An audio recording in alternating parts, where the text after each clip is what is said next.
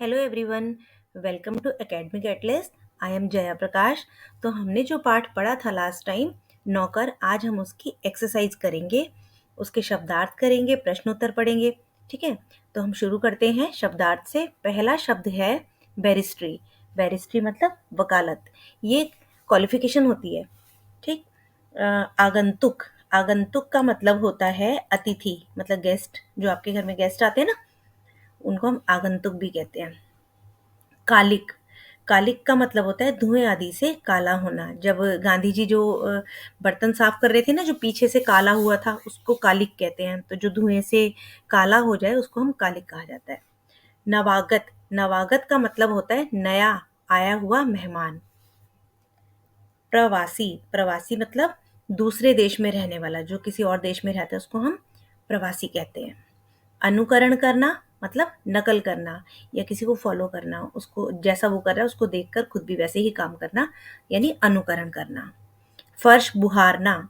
तो ये मैंने आपको चैप्टर में भी समझाया था। बुहारना मतलब साफ करना। बुहारी होती है झाड़ू, तो झाड़ू से फर्श को साफ करना। पखवाड़ा। पखवाड़ा का मतलब होता है 15 दिन का समय। अधिवेशन। अधिवेशन मतलब मीटिंग। कारकुन। कारकुन मतलब कार्यकर्ता, जो काम करते हैं उन्हें कारकुन भी कहते हैं। प्रतिदान। प्रतिदान का मतलब होता है किसी ली हुई वस्तु के बदले दूसरी वस्तु को देना, मतलब एक वस्तु के बदले दूसरी वस्तु का आदान प्रदान। ठीक है, तो ये थे हमारे शब्दार्थ, कुछ कठिन शब्द जिनके अर्थ मैंने आपको समझाए। अब हम करेंगे प्रश्न उत्तर। तो आपने गांधी जी पाठ पढ़ा था कि गांधी जी को हमेशा अपने काम खुद करने पसंद थे। वो किसी से अपने कोई भी काम नहीं करवाते थे, ना ही उन्होंने कोई नौकर रखा हुआ था। तो उसी तरह से उसके प्रश्न उत्तर हम समझते हैं। आश्रम में कॉलेज के छात्रों से गांधी जी ने कौन सा काम करवाया और क्यों? अब जब उनको खुद को काम करने अपने सारे पसंद थे, तो वो औरों से भी ऐसी उम्मीद रखते थे कि सब अपने काम खुद करें। तो आश्रम में कॉलेज के छात्रों से, जब कॉलेज के छात्र आए उनके पास, तो गांधी जी ने उनसे कौन सा काम करवाया और क्यों करवाया? तो इसका उत्तर है, आश्रम में गांधी जी ने कॉलेज के छात्रों से गेहूं बीनने का काम करवाया। मतलब उन्होंने उनको गेहूं साफ करने के लिए दे दिए थे ना, तो गेहूं बीनने का काम करवाया। उन छात्रों को अंग्रेजी भाषा के ज्ञान पर बड़ा गर्व था। गांधी जी उनके इस अहंकार को तोड़ना चाहते थे। वे यह शिक्षा देना चाहते थे कि अधिक पढ़ लेने पर भी हमें छोटे कार्य में संकोच नहीं करना चाहिए। मतलब वो खुद भी यही समझते थे कि हमें किसी भी काम में ना कोई संकोच नहीं करना चाहिए, और ना ही हमें किसी बात का कोई भी अहंकार रखना चाहिए।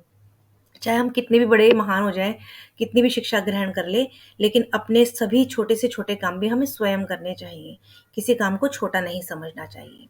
ठीक है, तो अब अगला प्रश्न है, आश्रम में गांधी कई ऐसे काम भी करते थे जिन्हें आमतौर पर नौकर चाकर करते हैं। पाठ से 3 ऐसे प्रसंगों को अपने शब्दों में लिखो जो इस बात का प्रमाण है। मतलब गांधी आश्रम में ना गांधी जी कई ऐसे काम भी करते थे जिन्हें वो नौकरों से भी करवा सकते थे, पर वो ऐसा नहीं करते थे, वो खुद ही करना पसंद करते थे।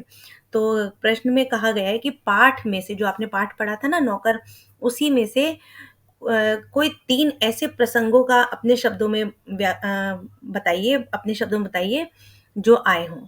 तो आश्रम में गांधी जी कई ऐसे कार्य करते थे जिन्हें आमतौर पर नौकर चाकर करते हैं। ये कार्य कौन कौन से थे? तो हमें ऐसे कोई 3 कार्य बताने हैं ना।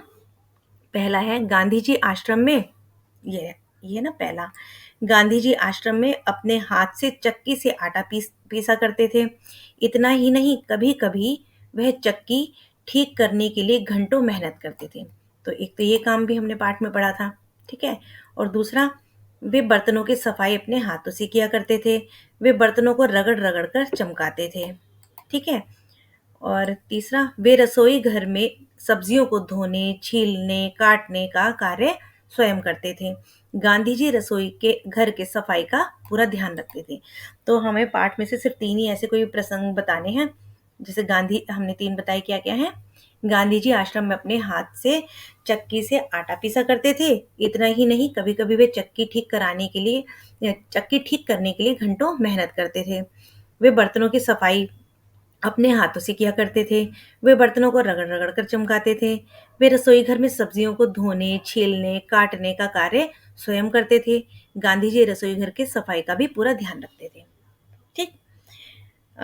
अगला प्रश्न है, लंदन में भोज पर बुलाए जाने पर गांधी जी ने क्या किया? भोज का मतलब होता है उनको खाने पर बुलाना, किसी को इनवाइट करना लंच पर या डिनर पर। तो जब लंदन में उनको किसी ने इनवाइट किया खाने पर, तो क्या हुआ? जब लंदन में गांधी जी को वहाँ छात्रों ने भोज पर बुलाया, तो गांधी जी से पह, पहले पहुंचकर तश्तरियां धोने गांधी जी समय से पहले पहुंचकर तश्तरियां धोने, सब्जी साफ करने तथा अन्य छोटे-मोटे काम करने में उनकी सहायता करने लगे। तो आपने पाठ में पढ़ा था ना कि गांधी जी टाइम से पहले ही पहुंच गए थे वहां पर, जब उन्हें लंच पर इनवाइट किया गया था वहां के छात्रों ने। तो वहां पहले पहुंचकर उन्होंने क्या किया? उन्होंने उनकी हेल्प की। वहां की प्लेटें धोने में, सब्जी साफ करने में, काटने में, छोटे-छोटे काम करने में उनकी हेल्प करने लगे। अगला प्रश्न है, गांधी जी ने श्रीमती पोलक के बच्चे को दूध कैसे छुड़वाया? अब गांधी जी ने जब देखा था कि श्रीमती पोलक बहुत ज़्यादा वीक होती जा रही है, कमज़ोर होती जा रही है, और उनको जब उनका कारण पता लगा कि वो कैसे वीक हो रही हैं, तो उसका समाधान उन्होंने क्या सोचा? वही हमने देखा कि बच्चे को उन्होंने दूध कैसे छुड़वाया। अब श्रीमती पोलक का बच्चा रात को दूध पीने के लिए अपनी माँ को सारी रात जगाए रखता था। इससे वह काफ़ी कमज़ोर हो गई थी। गांधी जी ने बच्चे की देखभाल का काम अपने हाथ में ले लिया। रात को घर देर से पहुंचने पर भी श्रीमती पोलक के बिस्तर से बच्चे को उठाकर अपने बिस्तर पर लिटा देते थे। उसे पानी पिलाने के लिए एक बर्तन में अपने पास पानी भी रख लेते थे, है ना? पानी भर कर रख लेते थे। बच्चे को 15 दिन तक उन्होंने अपने साथ बिस्तर पर सुलाया और अपनी माँ से 15 दिन तक अलग सोने पर बच्चे ने माँ का दूध छोड़ दिया। तो क्या किया उन्होंने? काफ़ी लेट नाइट वो आते थे, सारी सभाएँ वगैरह अपनी ख़त्म करके, अपनी मीटिंग्स वगैरह सब ख़त्म करके, उसके बाद भी जैसे ही वो आते थे, तो वो श्रीमती पोलक के बिस्तर से उस बच्चे को उठा कर के अपने पास ले जाते थे और उसके पास ही पानी भी भर के रख लेते थे कि कभी अगर बच्चे को प्यास लगे तो वो पिला देंगे, और अपने पास ही उनको फिर उस बच्चे को सुला लिया करते थे।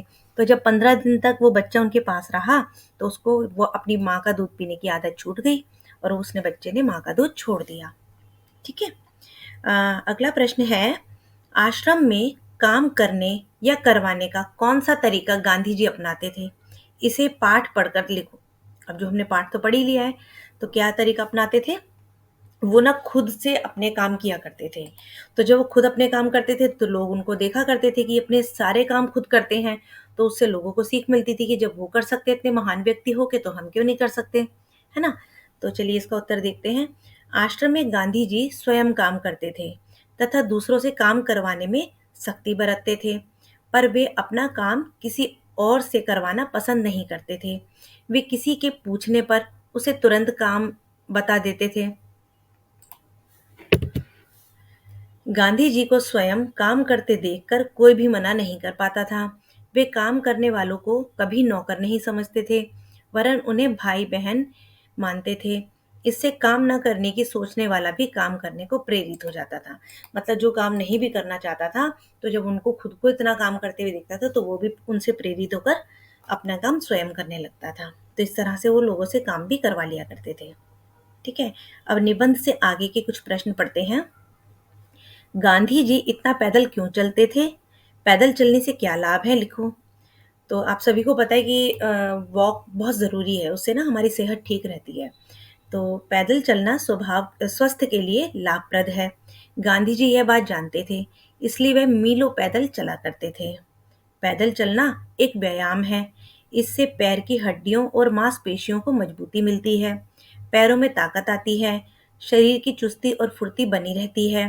पैदल चलने की आदत स्वस्थ रहने में मददगार है। ठीक है। अगला प्रश्न है, गांधी जी अपने साथियों की ज़रूरत के मुताबिक हर काम कर देते थे, लेकिन उनका खुद का काम कोई और करे उन्हें यह पसंद नहीं था। क्यों? सोचो और अपनी कक्षा में सुनाओ। तो ये प्रश्न ना आपको अपने आप से भी बना करके अपनी कक्षा में सुनाना है।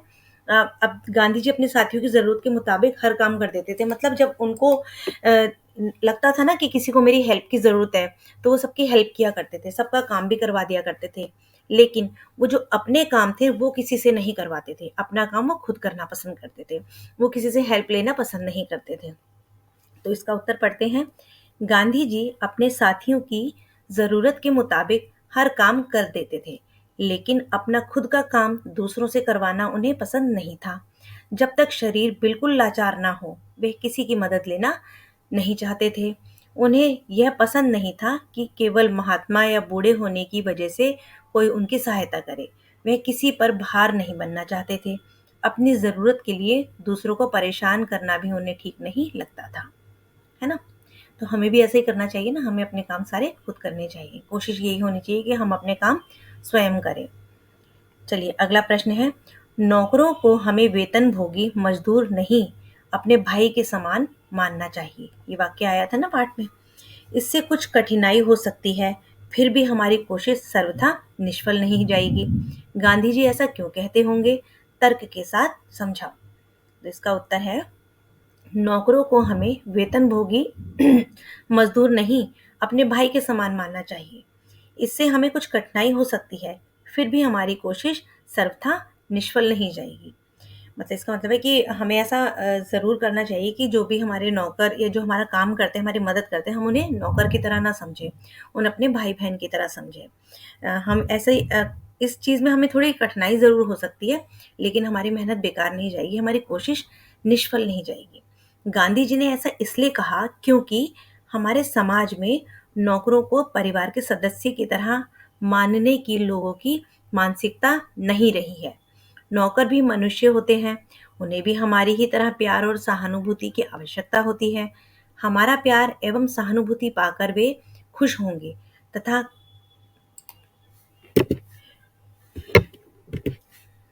एक सेकेंड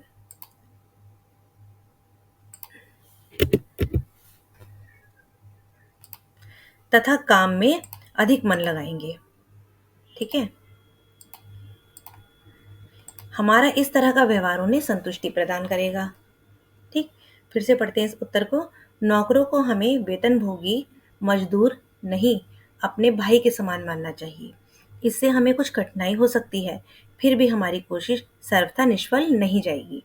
गांधी जी ने ऐसा इसलिए कहा क्योंकि हमारे समाज में नौकरों को परिवार के सदस्य की तरह मानने की लोगों की मानसिकता नहीं रही है। नौकर भी मनुष्य होते हैं, उन्हें भी हमारी तरह प्यार तथा सहानुभूति की आवश्यकता होती है। हमारा प्यार एवं सहानुभूति पाकर वे खुश होंगे तथा काम में अधिक मन लगाएंगे। हमारा इस तरह का व्यवहार उन्हें संतुष्टि प्रदान करेगा। तो यानी कि हमारे घर में जो भी काम करते हैं, हमारी जो हेल्प करने आते हैं, उन्हें हमें हमेशा अपने घर के सदस्य की तरह उनके साथ हमें हमारा बर्ताव होना चाहिए। ठीक है, अगला प्रश्न है, गांधी जी की कही लिखी बातें लगभग 100 से अधिक किताबों में दर्ज है। घर के काम, बीमारों की सेवा, आगंतुकों से बातचीत आदि ढेरों काम करने के बाद गांधी जी को लिखने का समय कब मिलता होगा? मतलब जब गांधी जी इतना कुछ करते थे, अपने घर का सारा काम भी वो स्वयं करते थे, अपने छोटे से छोटे काम को भी वो स्वयं करते थे, तो उन्होंने किताबें कब लिखी होगी? तो उन्हें लिखने का काम का जो समय था वो कब मिलता होगा? गांधी जी का एक दिन कैसे गुजरता होगा? इस पर अपनी कल्पना से लिखो। मतलब आपको ये उत्तर ना अपने आप लिखना है सोच करके कि वो इस सब काम के लिए समय कैसे निकालते होंगे। जैसे मैंने इसका उत्तर क्या लिखा है, घर के काम, बीमारों की सेवा, आगंतुकों से बातचीत आदि ढेरों काम करने के बाद गांधी जी रात के समय बैठकर लिखते होंगे। गांधी जी के काम करने की अद्भुत क्षमता और शक्ति थी, उनके अंदर बहुत क्षमता थी। उनका पूरा दिन व्यस्त गुजरता था, खाली बैठना वह नहीं जानते थे और थकान उन्हें कभी नहीं होती थी। सुबह उठकर वह निश्चय ही टहलने जाते होंगे, वहां से लौटकर नित्य क्रिया से निवृत्त होकर प्रार्थना सभा में शामिल होते होंगे। उन उसके बाद वह चक्की से आटा पीसने और रसोई में जाकर सब्जियां छीलने का काम करते होंगे। इस बीच वह साथियों के कार्य की छानबीन करते होंगे। फिर वह कुएं से पानी खींचते होंगे। इसके बाद आगंतुकों से मिलना और साथ में गेहूं बीनने का कार्य चलता रहता होगा। दोपहर का खाना वह कभी कभी स्वयं भी सबको परोसते होंगे। शाम को राजनीतिक सम्मेलनों में और सभाओं का कार्य देखते होंगे और रात में गांधी जी लिखने का कार्य करते होंगे। इस प्रकार उनकी व्यस्त दिनचर्या समाप्त होती होगी। ठीक है, तो अगला प्रश्न पढ़ेंगे हम। पाठ में बताया गया है कि गांधी जी और उनके साथी आश्रम में रहते थे। घर और स्कूल के छात्रावास से गांधी जी का आश्रम किस तरह अलग था? कुछ वाक्य में लिखो। स्कूल के छात्रावास में छात्रावास में छात्रों के रहने का जो उद्देश्य था ना, उद्देश्य था केवल ज्ञानोपार्जन होता था, मतलब उनसे ज्ञान लेना होता था। उन्हें अन्य किसी कार्य की फिक्र नहीं रहती है। घर में परिवार के कुछ सीमित सदस्य साथ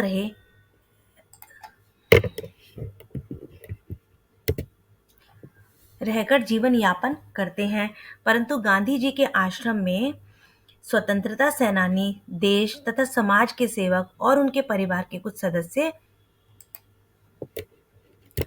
रहते थे। आश्रम में ही उनका जीवन यापन था और आटा पीसने से लेकर सब्जियां उगाने तक का काम वे आश्रम में किया करते थे। साथ ही आश्रम में रहकर वह देश की राजनीतिक हलचल पर अपनी निगाह रखते थे, मतलब वो सारा घर का काम करते थे, स्वयं अपना सारा काम करते थे, सभाएं भी देखते थे, है ना, और लोगों की मदद भी किया करते थे। उसके बाद भी वे लिखने का काम भी अपना संभाल लेते थे। उसके बाद वो आटा पीसने से लेकर सब्जी उगाने तक का काम भी वे स्वयं करते थे। साथ ही आश्रम में रहकर वे देश की राजनीतिक हलचल पर भी निगाह रखते थे और स्वतंत्रता आंदोलन की योजना बनाकर उसकी दिशा तय करते थे। ठीक है, चलिए आगे का प्रश्न पढ़ते हैं। आश्रम में कॉलेज के छात्रों से गांधी जी ने कौन सा काम करवाया और क्यों? जो आश्रम में जो कॉलेज के छात्र जो आए थे, उनसे उन्होंने क्या काम करवाया और क्यों करवाया? आश्रम में गांधी जी ने कॉलेज के छात्रों से गेहूं बीनने का काम करवाया। उन छात्रों को अंग्रेजी भाषा के ज्ञान पर बड़ा गर्व था। ये ना मेरे ख्याल रिपीट हो गया है क्वेश्चन। हाँ, चलिए ये तो हम पढ़ चुके हैं, इसको हटा देते हैं। ठीक है ना, आगे चलते हैं। अच्छा,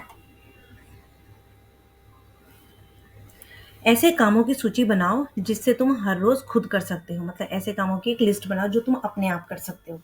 तो कई ऐसे काम है जो हम अपने आप कर सकते हैं, जैसे अपना बिस्तर ठीक करना, अपने कमरे में झाड़ू लगाना, चीज़ों को उनकी व्यवस्थित जगह पर रखना, मतलब जहाँ पर जो चीज़ रखी रहनी चाहिए वहाँ रखना, अपने प्लेट खुद धोना, अपने मोजे साफ करना, अपने जूते पॉलिश करना, माँ या छोटे भाई बहन के कामों में उनकी सहायता करना। तो ये सभी काम हम अपने आप कर सकते हैं ना।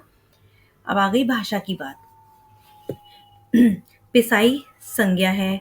पीसना शब्द से ना निकाल देने पर, जैसे पीसना लिखा ना, अगर हमने इससे ना निकाल दिया तो शब्द क्या रह जाएगा? पीस।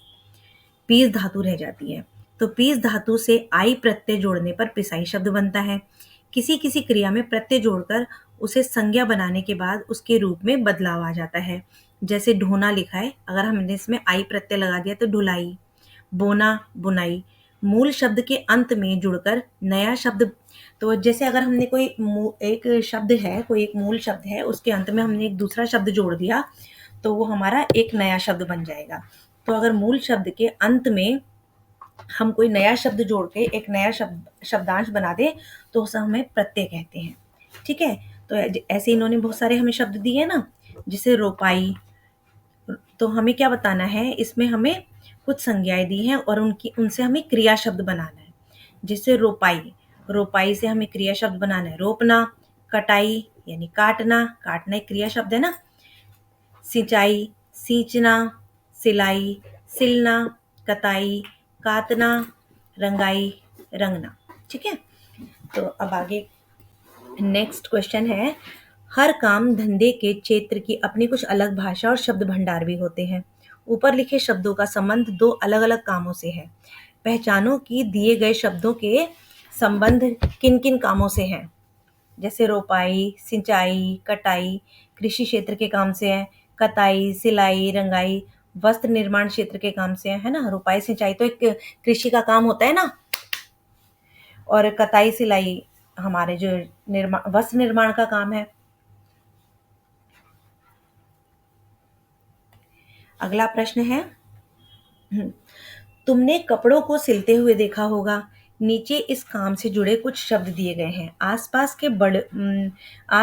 के बड़े से या दर्जी से इन शब्दों के बारे में पूछो और इन शब्दों से कुछ वाक्य समझाओ। अब जैसे कुछ शब्द क्या दिए हैं, तुरपाई दिया है, बखिया, कच्ची सिलाई, चोर सिलाई, ये आपकी ना बुक में दिए हुए हैं। अब तुरपाई, तुरपाई से हम क्या कह सकते हैं, हाथ से सिलाई करने को तुरपाई कहते हैं। क्या होता है तुरपाई? जब हम सुई से कुछ छोटी छोटी तुरपाई के टाँके लगाते हैं ना, उसको हम तुरपाई कहते हैं। बखिया, मशीन से जो सिलाई की जाती है उसे बखिया कहते हैं।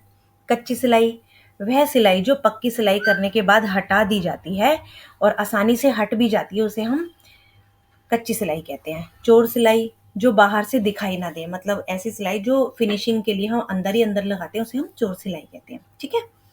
अगला प्रश्न है, नीचे लिखे गए शब्द पाठ से लिए गए हैं। इन्हें पाठ में खोजकर बताओ कि ये जो शब्द है ना सारे, ये स्त्रीलिंग है या पुल्लिंग है। तो देखिए बच्चों, इसमें ना बहुत सारे शब्द दिए हैं। कालिक, भराई, चक्की, रोशनी, सेवा और पतीला। अब हमें इसमें से बताना है कि कौन से शब्द तो स्त्रीलिंग है और कौन से शब्द पुल्लिंग है। तो कालिक, भराई, सेवा, चक्की और रोशनी, ये तो हमारे हैं सारे स्त्रीलिंग। ठीक है। और पतीला हमारा पुल्लिंग शब्द है। ठीक। अब ये तो हमने सारे जो वसंत पाठ्य पुस्तक है ना, उसके प्रश्न उत्तर किए थे। अब कुछ हम एमसीक्यू क्वेश्चन आंसर करेंगे, बहुविकल्पी प्रश्न उत्तर। ये आपको ना हेल्प करेंगे आगे आपके अभ्यास कार्य में। पहला प्रश्न है, नौकर पाठ के लेखक कौन है? तो महात्मा गांधी जी, अनु बंदोपाध्याय, विष्णु प्रभाकर या गुणाकर मूल्य। तो इसका सही उत्तर है अनु बंदोपाध्याय जी। ठीक है, ये इन्होंने पाठ लिखा था। गांधी जी पैदल क्यों चलते थे? अच्छा, पैसा बचाने के लिए चलते थे, स्वस्थ रहने के लिए चलते थे, उनको डॉक्टर ने सलाह दी थी, या फिर इनमें से कोई नहीं। तो इसका सही उत्तर है वो स्वस्थ रहने के लिए पैदल चलते थे। ठीक है। अगला प्रश्न है, साबरमती आश्रम किस राज्य में है?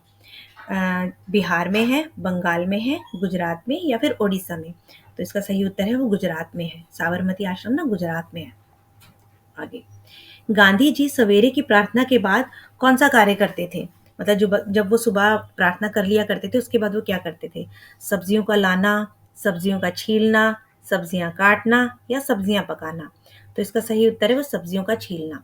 सब्जियां छीलते थे ना प्रार्थना के बाद। आगे, गांधी जी के साथ दक्षिण अफ्रीका में कौन ठहरा था?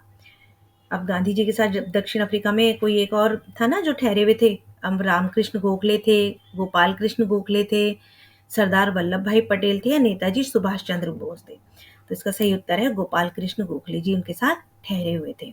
ठीक है। तो ये थे आपके कुछ एमसीक्यू क्वेश्चन। आई होप कि आपको वीडियो पसंद आई होगी। अगर पसंद आई हो तो इसको लाइक कीजिएगा, सब्सक्राइब कीजिएगा और अपने फ्रेंड्स के साथ शेयर कीजिएगा। Thank you.